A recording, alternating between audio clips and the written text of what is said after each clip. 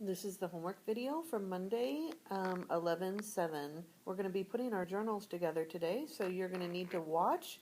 You're going to need to pause the video often and then actually do things and then restart the video after you've done them for the next part. These are the supplies you're going to need, and so you're going to need to pause the video until you have all of those in front of you. So these are the two table of contents that I handed to you in class today, and this is the printed notes I gave you on solving equations in class today. You need those three. You're also going to need your grid composition book with you, and then you're going to need tape. If you don't have tape, you can use glue. You can even use a stapler to staple things instead of tape. You need scissors, although I suppose you could fold things and crease really hard and rip them, but something to cut things down a little bit. And you're going to need a calculator and you're going to need a pencil. Stop the video until you have all those items. Okay, now I want you to open up your grid comp book, and it might not look exactly like this, but you should have some kind of a blank back cover to the front page, and then you've got a piece of paper here, and it's going to be blank, and you are going to leave it blank. I'm going to tell you what to do with it during class tomorrow. So this is blank. I opened up my grid comp book. This is blank, and this is blank. I'm going to leave them blank. Turn the page. On the next two pages, you are going to tape, staple, or glue the two table of contents that I gave you. One on this page and one on this page. You can cut them down. I trimmed this down so it would fit more neatly on my page. I'd like you to do that. Turn the video off until you've done that. Okay, now that you've gotten that done, turn the page again. On the next two pages in your journal, I'd like you to take the solving equations notes I gave you, trim it down a little bit. We don't need all the extra paper in there, or fold it over if you'd rather do that, and get it taped, stapled, or glued into your grid comp book at the top of this page here. Then I want you to copy down the equation 3 times the quantity x plus 6 minus 2x plus 4 equals 4 times the quantity x minus 8 minus 5. You might need to rewind the video if you didn't hear me read that, because that's not the clearest picture in the world, but stop and make sure you've got that taped in there. Okay, so I'm going to follow these directions up here, and as I follow them, I'm going to be pointing and I'm going to be doing the problem down here. You're doing it with me. Please pause if you need to rewind and watch anything again, because you're expected to understand what it is I'm doing here. Here I go. I first have to simplify. The first step is to distribute, which means to multiply what is in parentheses so that I can get rid of the parentheses. Okay, I'm doing this step right here. Here's some parentheses and here's some parentheses. I always start on the left. Okay, so I'm going to multiply the 3 times the x. What is 3 times x? It is 3x. I'm going to make my pen a little smaller before I start writing. And of course you're writing this down. I'm not done yet. I still have to multiply the 3 times the 6. And what is 3 times 6? It is 18. So plus 18. And then I'm going to do, just copying this down, minus 3x plus, sorry, that's not 3x, it's 2x, minus 2x plus 4. All I'm doing is recopying it, minus 2x plus 4. Yours needs to look identical to mine. Okay, now I'm doing 11 times x. 11 times x is 11x. Sorry, that's not an 11, it is a 4. 4 times x is 4x. Now I have to do the 4 times the negative 8. It's not just 8, it's negative 8. And 4 times negative 8 is negative 32. And then after the parentheses it says minus 5, so I have to copy that down, minus 5. I have finished doing A. There are no more parentheses now.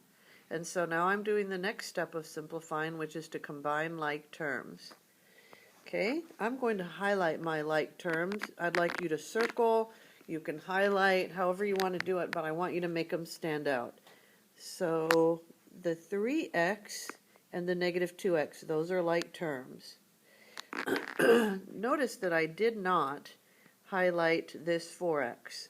I did not highlight it because it's not a like term, because it's not on the same side of the equal sign. This negative 2x and this positive 3x are on the left of the equal sign. This is over here, so I don't need to do anything with it right now. I will be, but not right now. I also notice over here that I have an 18 and a 4. Those are both just regular numbers with no variables. Those are also like terms. This is stuff that you did last year. I'm going to highlight them in a different color. Maybe if you circled the 3x and the negative 2x, you could square the 18 and the 4. So now I can combine my like terms, and I like to do loops just to remind myself. If I were combining a 3x with a negative 2x, 3x plus combine means add. Combine means add. 3x plus negative 2x is x.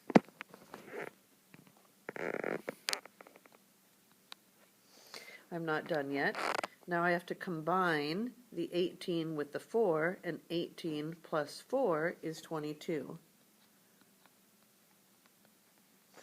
I'm all done combining like terms on that side of the equation, and the loops help me to see that, yep, I took care of those, and yes, I took care of those, and I've got them rewritten down here. They're simplified.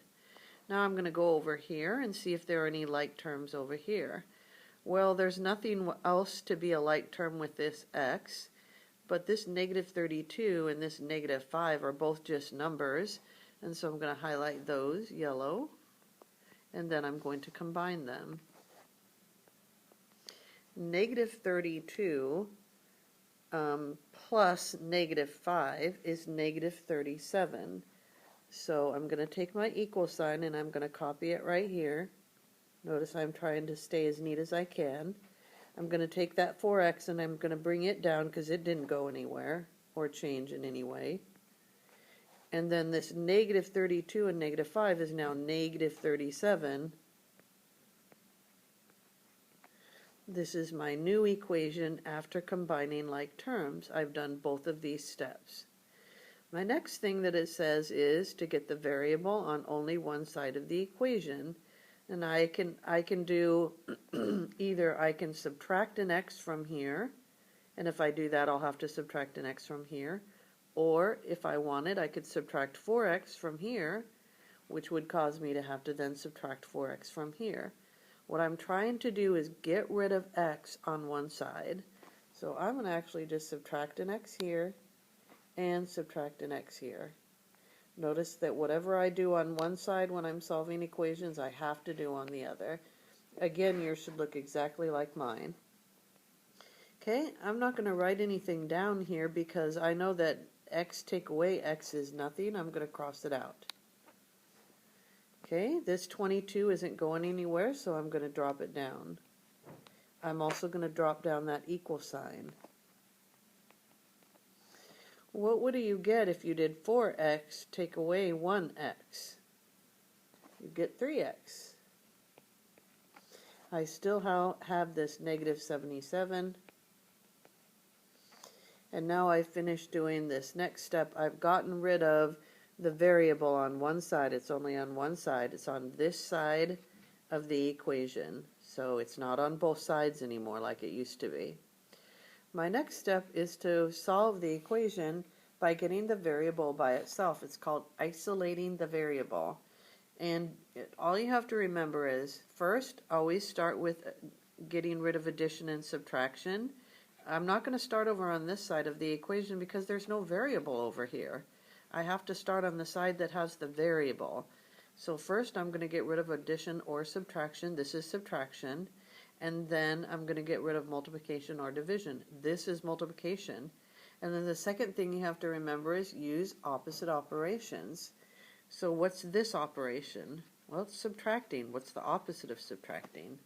That would be adding. So I'm going to go plus 77 here and plus 77 here, because if you do it on one side, you must do it on the other. And negative 77 plus 77 is 0. It's a 0 pair. So I'm just crossing it out. I'm now going to bring down this 3x because it's the only thing left on the right side of my equation. And now I have over here 77 plus 22. Well, that's going to give me 99. I'm going to drop my equal sign. And now I have 99 equal 3x. I'm going to shrink all this for a second here because I still have one step left and I want to make sure I have room to add that step. And you can always go back if you weren't done and pause before I did that. And then I'm going to move the 99 minus 3x up here where it goes again. Now, this is multiplication. To undo multiplication, I'm trying to undo it so I can get the x by itself, you use the opposite operation of division. So I'm going to divide by 3 here, and I'm going to divide by 3 here. Okay, 3 divided by 3 is 1. 3 divided by 3 is 1. And 1 times x is x. I got the x by itself. I drop my equal sign. 99 divided by 3 is going to be 33. And therefore, the solution to this big equation that I started with is x equals 33. And that should be on this side of your grid comp book. Okay, now, I want you to take this page right here, and I want you to divide it into 4 equal parts.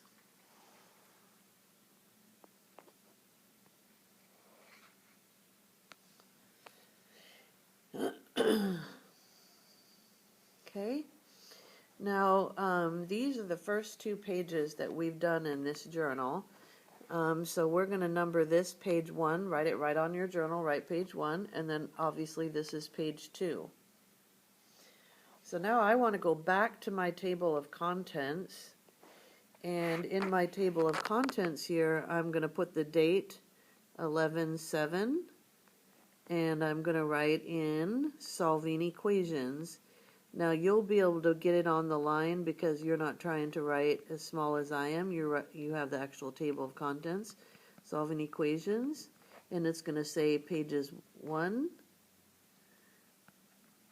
and 2. I just had you number them, so 1 and 2. So you've got your table of contents filled out. Go forward to the next page. You've got your pages numbered. You've got this copied down, and you've got this divided into 4 equal groups. We're going to put other examples there, but we'll put them down one at a time, nice and slow, so you have time to understand what's going on so that you become an expert equation solver. If you like, you can review what I did here so that you feel competent about this without Mrs. Steffen walking you through it slowly. That's up to you.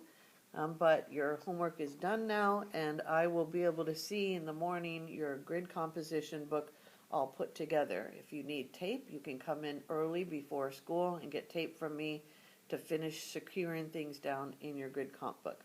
All right, have a great night, and I'll see you tomorrow.